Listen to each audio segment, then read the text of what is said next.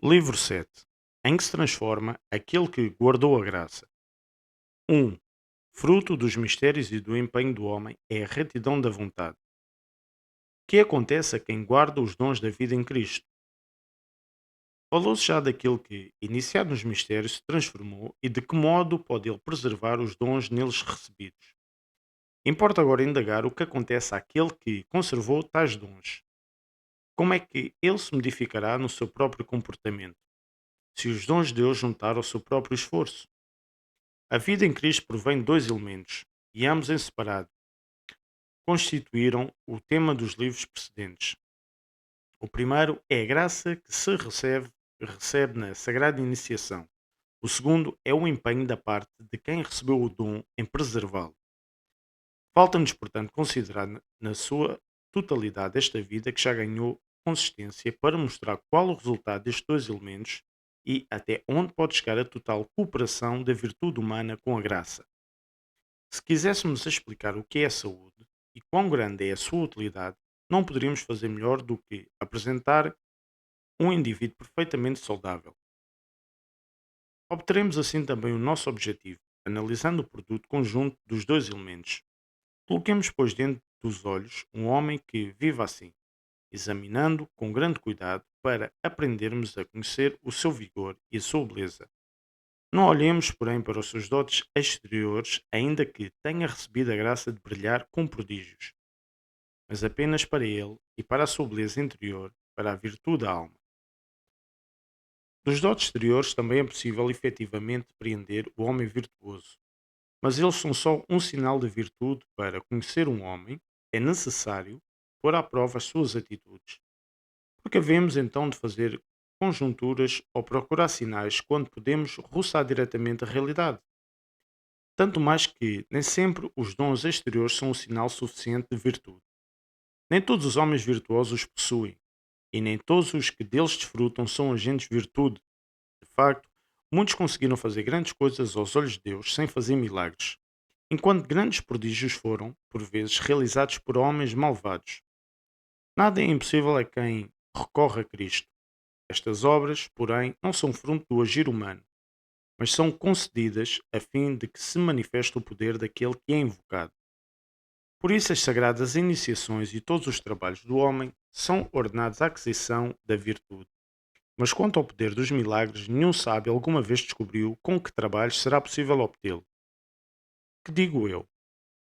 Os sábios não têm nenhum desejo de tais dons e, ainda que os possuam, não os procuram, porque não é lícito alegrar-se de os ter. Não vos alegreis porque os espíritos vos obedecem. Alegrai-vos antes porque os vossos nomes estão escritos no céu. Lucas 10:20. Portanto, quando se busca a virtude, é inútil esforçar-se muito por aquilo que não produz a virtude, nem pode manifestar a sua presença. Se alguém tem visões e revelações e conhece todos os mistérios, nem por isso será reconhecido como virtuoso e admirado.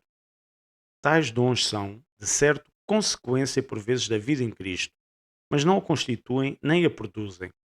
Pelo que quem tiver uma vista unicamente, em vista unicamente esses dons, não tira deles nenhum proveito para a virtude. Também isto é explicado por São Paulo na carta aos Coríntios. Ainda que eu conheça todos os mistérios e toda a ciência, se não tiver caridade, nada sou.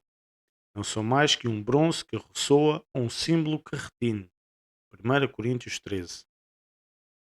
Deixando, pois, de parte tudo o mais, olhemos somente para aquilo que a alma quer e persegue, já que nisto reside a bondade ou a maldade do homem, a verdadeira saúde ou a doença, até mesmo a vida ou a morte. Quando a vontade é boa, está voltada exclusivamente para Deus. Essa é a vida bem-aventurada. Com efeito, o fruto dos mistérios e da meditação do homem consiste na adesão da vontade àquele que é o único e verdadeiro bem. E todo o cuidado de Deus pelo género humano tem em vista este único fim.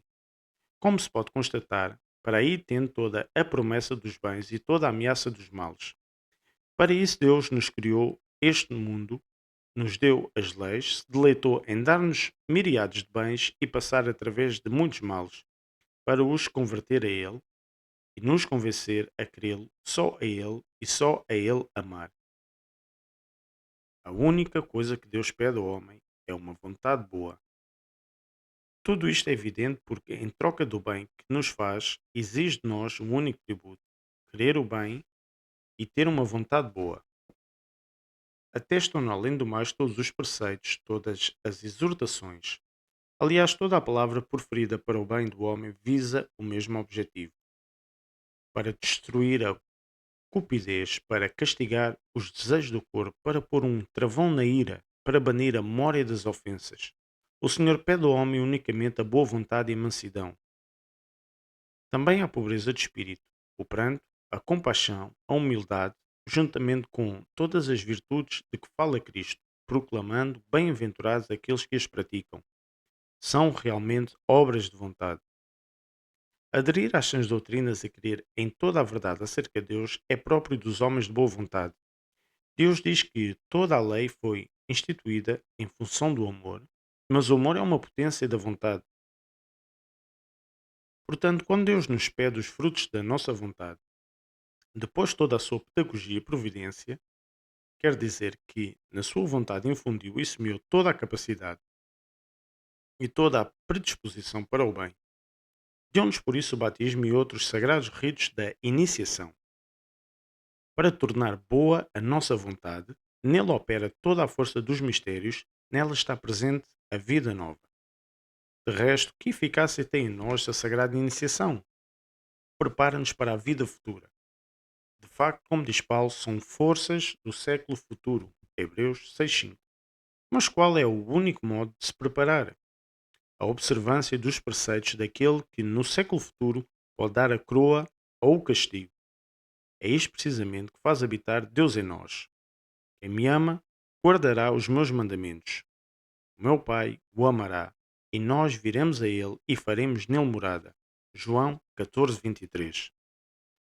A observância das leis depende inteiramente da vontade. Propõem-se assim prémios para os que honram o legislador e castigos para os que o desprezam. Trata-se de uma escolha voluntária e é precisamente a livre escolha da alma que comporta sempre a responsabilidade. Não haveria prémios nem castigos para atos totalmente involuntários. 2. A vontade do homem revela-se na própria dor e do prazer. A reação ao prazer e à dor distingue os bons dos maus. Se examinarmos a vontade de alguém que vive segundo Deus, encontraremos que nela resplandece a vida bem-aventurada. Mas para podermos conhecer toda a sua força, observemo-la na sua máxima atuação, como se afere a força de um corpo quando está no seu pleno vigor. Ora, a máxima atuação da vontade é o prazer ou a dor. O primeiro perante um objeto agradável, a segunda perante um objeto repelente. Aqui se manifesta o que é o homem. Se declara a índole de cada um e se distingue os maus dos bons. Os seres humanos dividem-se pela sua vida em duas categorias. Os maus alegram-se com coisas turpes e vãs. Os bons com coisas boas. Os primeiros ficam tristes por aquilo que parece desagradável. Os segundos por aquilo que realmente é mau. Daqui dependem não só a maldade ou a bondade, mas também o conforto ou a dificuldade da vida, o seu fiasco ou o seu êxito. Por isso, quando se fala da vida bem-aventurada, é necessário refletir sobre a dor e sobre a alegria, das quais se pode aprender facilmente a natureza da própria vida bem-aventurada. É, pois, apropriado começar o discurso da dor, porque a dor precede o prazer, porquanto este é um fruto daquela, com efeito, aqueles que choram serão consolados. Mateus 5,4. Por outras palavras, no progresso espiritual, a alegria vem depois da dor. Primeiro, a aversão às coisas que justamente hão de inspirá-lo, isto é, a fuga do mal. Depois, a alegria, ou seja, a corrida para o bem. Como está escrito, afasta-te do mal e faz o bem. Salmos 33:15. Nos livros anteriores falámos já da dor segundo Deus e das coisas que são um justo motivo de aflição para quem nelas medita. Todavia, como o objetivo era outro, não podíamos tratar de tudo o que respeita a esta paixão. Mas agora, sob a orientação de Deus, é necessário investigar o que é que causa dor ao homem virtuoso, de que modo o aflige e, finalmente, todas as características pelas quais a dor que é digna de louvor se distingue da dor que é má. Qual é o verdadeiro mal para o homem? A doença da vontade. A todos se figura, claro, que quem vive em Deus se há de afligir e de modo oportuno por causa de certas coisas. Mas que objetos exigem essa dor e qual é o modo conveniente? Estas e outras questões semelhantes não são evidentes para todos e por isso a nossa reflexão não é inútil, na medida em que formos capazes de a levar por diante. A dor depende do desgosto e o desgosto da razão do mal. Afastamos-nos daquilo que temos por mal e, se alguém sente ódio e repugnância por qualquer coisa, sofre com a sua presença. Por isso, quem vive retamente e possui a verdadeira sabedoria sabe, antes de mais, o que é verdadeiramente mal, o que deve odiar, e sofre por aquilo que deve inspirar desgosto. Interroguemo-nos, pois, sobre o que é verdadeiramente mal para o homem. Muitas e variadas coisas recebem, de certo, este nome. Há males que respeitam em geral a todos os homens, e males que tocam só alguns. Mas nenhum mal é como o mal da alma, a doença da vontade. As perturbações dos astros, as irregularidades das estações, a esterilidade dos lugares, as fendas da terra, os terremotos e as pestes, a pobreza e a doença, as violências, o cárcere, os flagelos. Cada uma destas coisas é mal, mas não é um mal para o homem. Estes males afligem o exterior do homem, mas não podem ir além do corpo e dos bens. O homem, de facto, não é o corpo, de tal modo que, estando este doente, tenha também ele de estar doente. O homem pode ser lesado na sua humanidade pela privação daquilo que é necessário ao corpo. Nem sequer as opiniões da multidão atuam sobre o homem para o tornar inferior, quando por alguém é considerado pior. Se nos apoiássemos nas opiniões, seria necessário ao mesmo tempo fazer o mal e o bem, ser bons e maus, felizes e infelizes, pois uns julgam de um modo e outros de outro. Mas se o homem é verdadeiramente vontade e razão, faculdades que não partilha com nenhum outro ser, é aqui que se decide da sua virtude ou da sua maldade. Delas dependem a desgraça e o êxito, a doença e a saúde, a vida de pranto ou de delícias, conforme elas cumpram o seu dever ou dele se afastem. O desvio da inteligência é um erro, o desvio da vontade é um mal. Devemos, pois, perguntar-nos qual é o indício pelo qual podemos reconhecer claramente o desvio de uma ou de outra. Os sinais são muitos, mas aquele que sobressai sobre todos é o juiz de Deus, o juízo de Deus. É bom e verdadeiro o que lhe agrada, é mau e falso o que não obtém a sua aprovação. O que Deus concede ao homem aprender é verdadeiro, o que lhe ordena crer é bom. Tudo mais, por contraste, é cheio de engano e cheio de mal. Entre os oráculos divinos, alguns chegaram à terra trazidos por homens, de outros foi mensageiro o próprio Deus que, revestindo a natureza humana, como homem, revelou, com voz de homem, a nós, com o natural, as verdades necessárias, que preceito é melhor, que verdade é mais verdadeira do que aquelas de que o próprio Deus é legislador e guia. Só Ele é a verdade, só Ele é bom. 3. A vontade perante a dor, a boa e a má tristeza. Só o pecado nos deve contristar. Se importa saber quais as coisas que, ao perverter a natureza, fazem sofrer o homem verdadeiro, basta então adotar o contrário das coisas ensinadas por Deus. É verdadeiramente mal o que se opõe à vontade divina. E é justo que, com mal, seja odiado por quem tem o peito no a peito do bem. E é natural que quem o odeia sinta repulsa por ele enquanto ausente e sofra quando ele está presente. A presença do mal fará sofrer os bons, quer quando lhes toca a eles, que não se desviaram do caminho verdadeiro, quer quando toca aos outros, a quem auguram os melhores bens. Aliás, auguram o bem a todos os homens porque competem com a afeição de Deus pelos homens e ainda porque desejam ver resplandecer por toda a parte a glória de Deus. Assim, pois, só o pecado é molesto para os que vivem em Cristo. Antes de mais, porque o pecado é mau, enquanto a sua vida é boa. Em segundo lugar, porque se opõe às leis de Deus, e eles anseiam ter a sua mesma vontade. Em terceiro lugar, justamente porque não é digno de homens que vivem uma vida reta contristar-se por coisas vãs. Só quando a causa da dor é o pecado é que não é inútil estar tristes. Aliás, é oportuno então que da dor se recolham os mais preciosos frutos.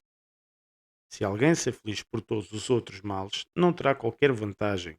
A pobreza, a doença e desgraças semelhantes não se afastarão certamente com as lágrimas. A dor é, por sua vez, remédio para a vida da alma. Em contrapartida, a dor é o remédio para o mal da alma. Destrói-o antes dele aparecer. Fá-lo cessar quando está presente. Pode libertar do castigo depois do mal cometido. Aliás, parece-me que foi só com este fim que a dor foi, desde o princípio, infundida na natureza do homem, pois para mais nada nos pode valer. Com efeito, não cometemos o pecado sem nada querer em troca. É em troca do prazer que entregamos a alegria de uma alma sã. De certo, não escolheríamos o pecado pelo pecado, pois isso não é mais do que a ruína da alma e o incêndio da mente. Vemo-lo claramente, pois logo que nos arrependemos e afligimos pelos nossos pecados, desprezamos o prazer pecaminoso, expulsando uma paixão com outra paixão, rejeitando o prazer acolhido e aceitando a dor antes rejeitada. Além disso, a dor pelas culpas cometidas torna-se a nossa emenda. A dor purifica-nos e não há necessidade de outros castigos. Deus, no princípio, vinga as suas leis violadas, condenando um transgressor à dor e aos trabalhos. Gênesis 3:17 a 19. Não teria estabelecido esta pena se ela não fosse um antídoto para as culpas e força para a libertação das penas. Por último, também ele se serviu desse meio contra o pecado, quando veio para o meio dos homens, e tendo de expulsar o pecado da natureza humana, expulsou-o sofrendo. Na verdade, não só é inútil afligir-se por cada um dos males que atacam o corpo, mas é também um grave dano. É antepor algo a Deus. O último grau desta maldade é a loucura de Judas, que, por um pouco de dinheiro, vendeu Deus e Salvador. Mateus 26, 14 a 16. Mas o início ou o germe está em antepor algo a Deus na memória, subtraindo-se à contínua relação com Ele por amor de qualquer outra coisa. Com o aumento desta paixão, quando o esquecimento de Deus se apossa da alma, desfalece o amor por Ele, porque o amor é gerado pela memória contínua. Apagado o amor, logo comparecem a negligência e a transgressão dos mandamentos de Deus. Quem me ama, observará os meus mandamentos. João 14:21. Se alguém chega mesmo a desprezar a lei de Deus, não é de admirar se nisso encontrar algum proveito que atraiçoe igualmente a palavra da fé. De facto, como diz o bem-aventurado Paulo, alguns, afastando-se da própria consciência, naufragaram na fé. 1 Timóteo 1,19. E isto à morte à fé. Tiago 2,17. De quem não se ocupa das obras em conformidade com ela, não é, pois de admirar que depressa se corrompa. Três coisas preservam em nós a piedade para com Deus: o temor dos males que caem sobre os ímpios, a boa esperança dos homens justos e, por fim, o amor de Deus e do bem. Nenhuma destas realidades permanece operante na alma dos que aprendem a transgredir a lei. Assim como o respeito para com Deus cresce quanto à vida é regida pelas leis de Deus, assim em breve se desenraiza nos que as desprezam. As almas que progridem na bela paixão nada têm de vulgar, mas quando esta paixão se elimina e são removidos todos os obstáculos que poderiam pôr um travão ao mal, quando a razão que conduz ao bem, após ter sido a miúdo silenciada, é totalmente constrangida ao silêncio. Não é difícil precipitar-se nos males externos. Necessidade de vigilância.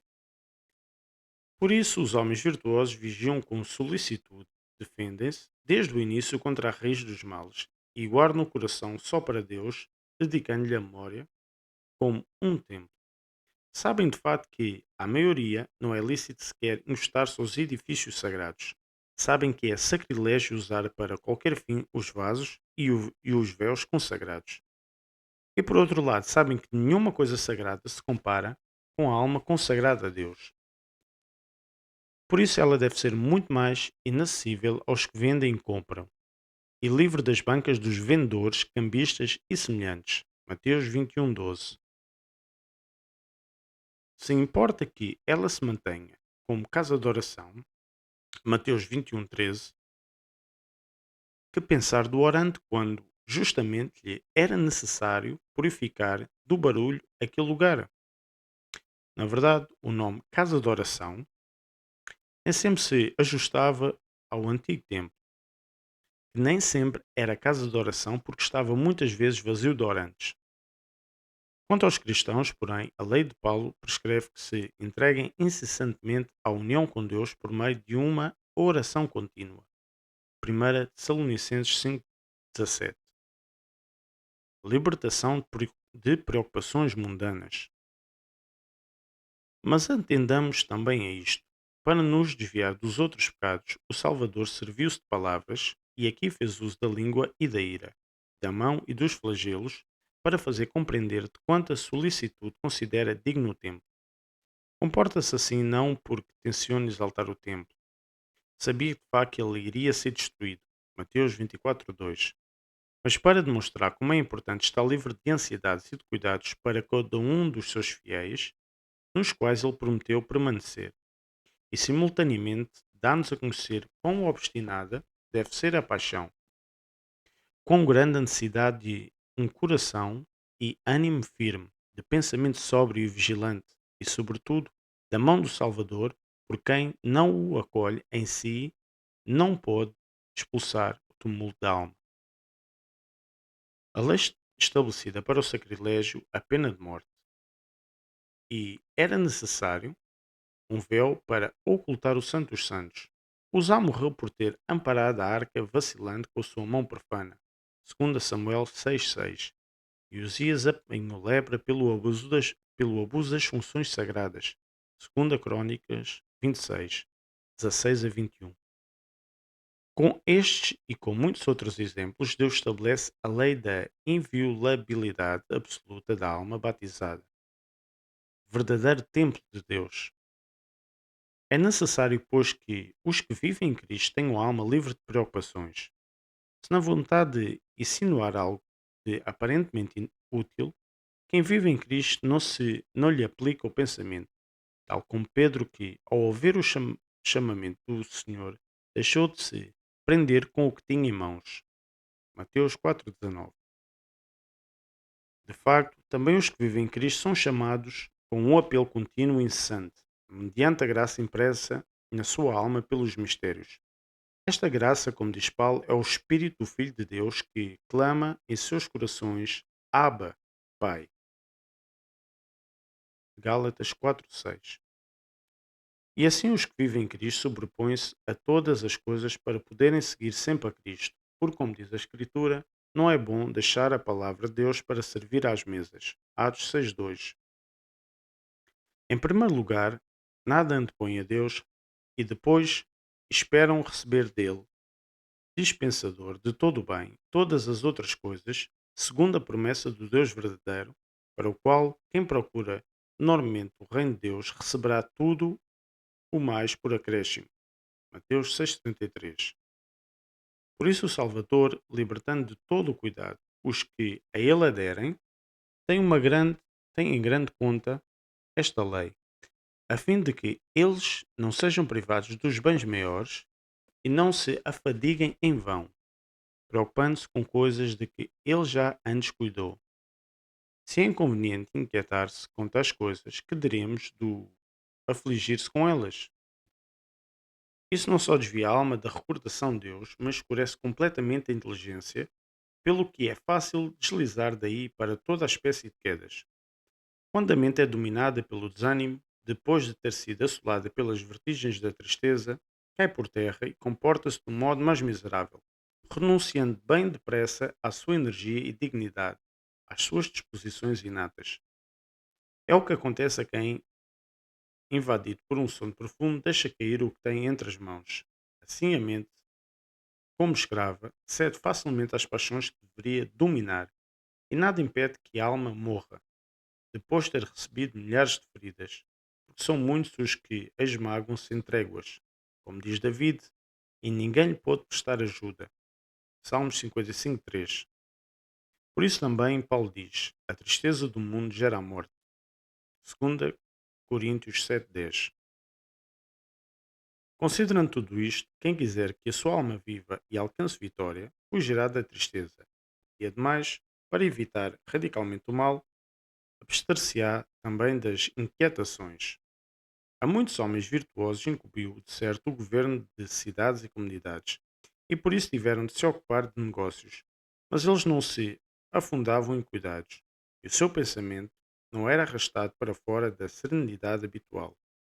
De facto, preocupamos-nos quando, possuídos de um desejo ardente, não estamos seguros de o podermos alcançar, e por isso procuramos-lo e esforçamos-nos por obtê-lo.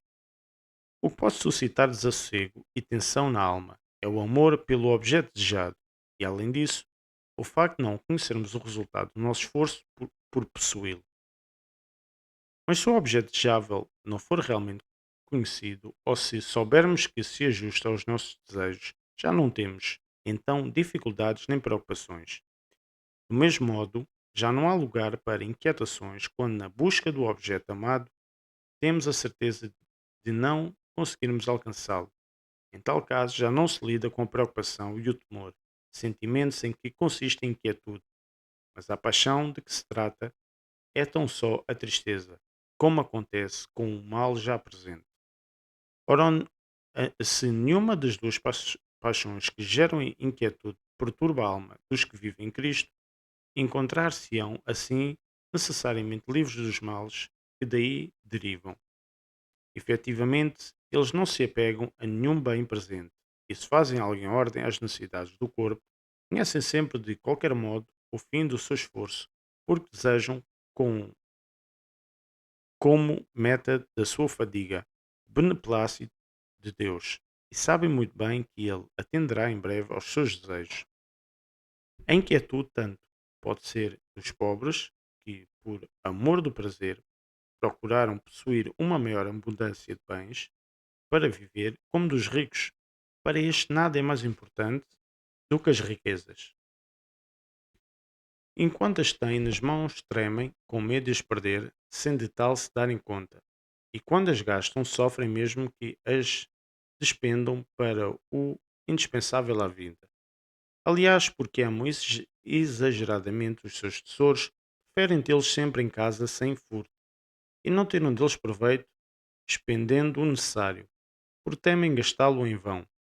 Estes não podem confiar no resultado dos seus trabalhos porque não fazem depender as suas esperanças da mão de Deus, fundamento sólido e inabalável, mas de tudo aquilo que fazem, confiando somente em si mesmos e nos seus pensamentos, que, como diz Salomão, são tímidos e instáveis. Sabedoria 9:14. Ao invés, não tem nenhuma necessidade de se inquietar. Quem menospreza toda a delícia que se sobrepõe a todas as coisas visíveis, e em todos os trabalhos empreendidos para a vantagem própria ou de outros, tem por guia a lâmpada dos preceitos divinos. Salmos 118, 115. Quem faz todas as coisas esperando que Deus lhe dê ânimo, dê-lhe aquilo que o ajuda, que necessidade tem de se preocupar? Porque haveria de perder o sono se já conhece o resultado feliz das coisas?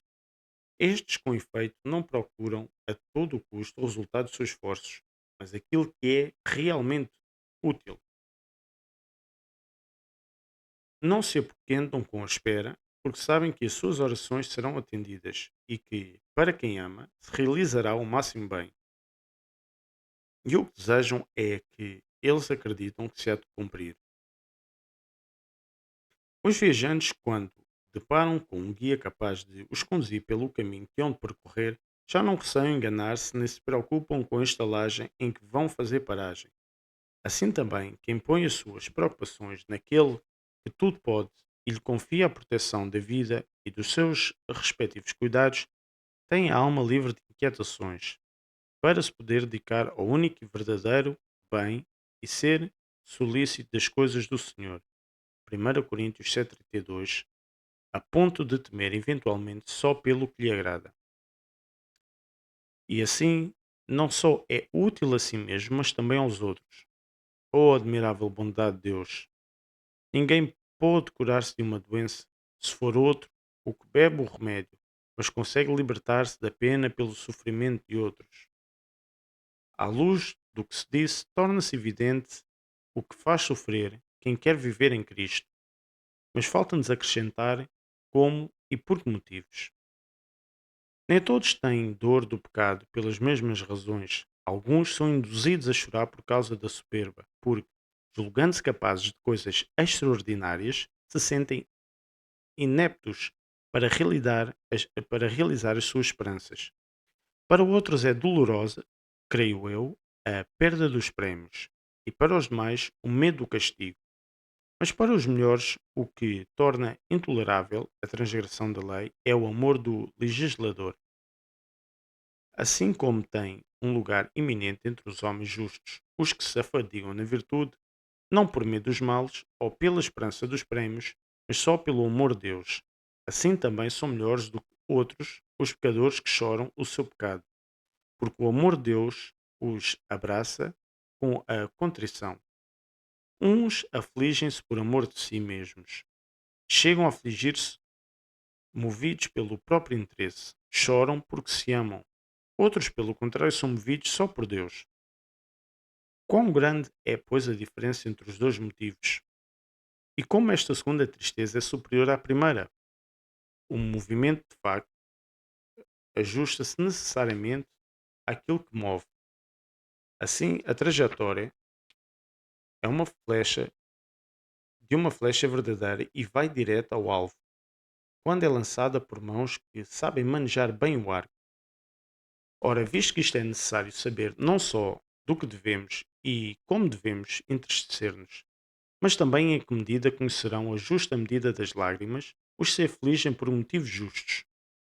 Pode acontecer de facto que se sofra menos do que se deve pelas faltas cometidas, ou também que se conceda à dor mais do que é devido.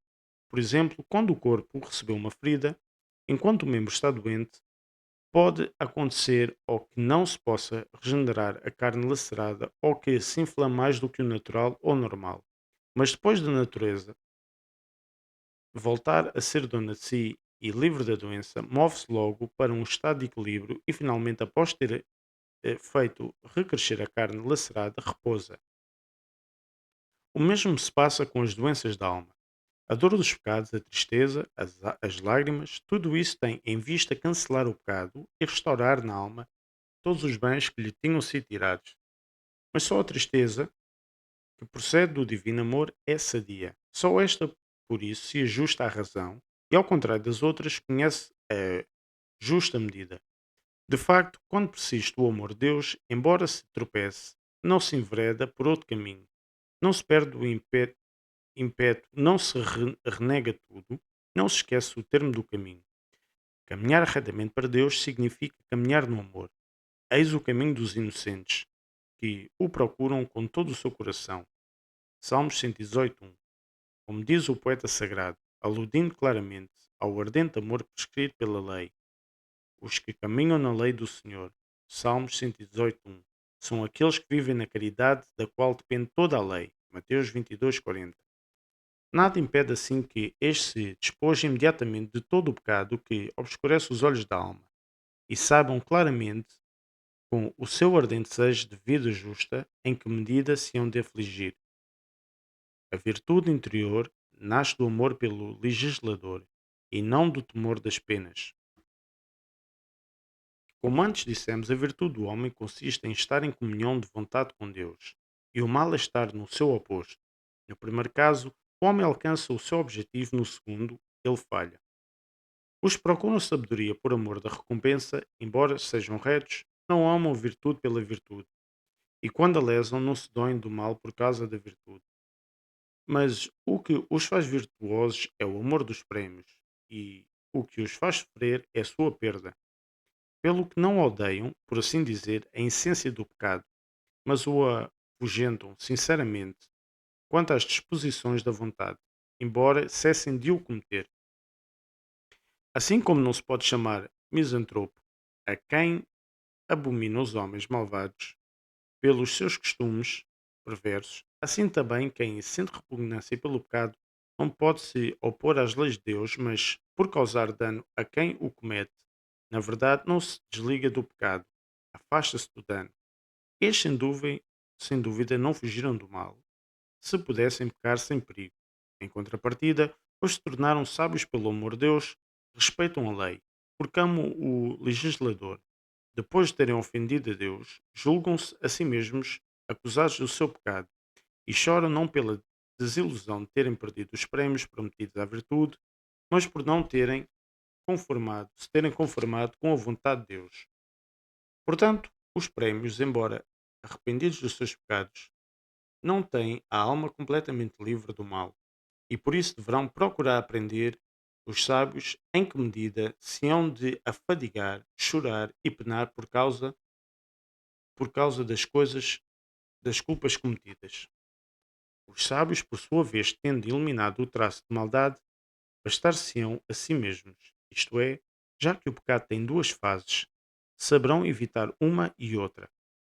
O arrependimento fará cessar o ato pecaminoso, enquanto a paixão pelo bem e por Deus, infundida nas almas, não permitirá que subsista qualquer paixão ou má disposição. Eis o que dizer se pode no tocante à tristeza.